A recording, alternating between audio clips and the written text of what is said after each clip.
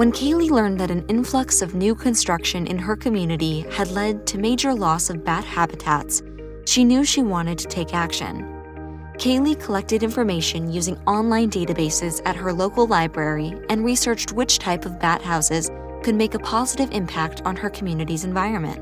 She then designed and built the appropriate type of bat houses to sustain the population of bats in her community and installed them in local parks. Kaylee created an educational blog that provides information on the important relationship between bats, humans, and the environment, debunks the common myths people often have about the species, and offers step-by-step instructions on how to build and install your own bat house. Through her Gold Award project, Kaylee was able to educate her peers on the importance that bats play in our ecosystem, teach them how to build their own bat houses, and lead a group of Girl Scouts in installing bat houses around her local church.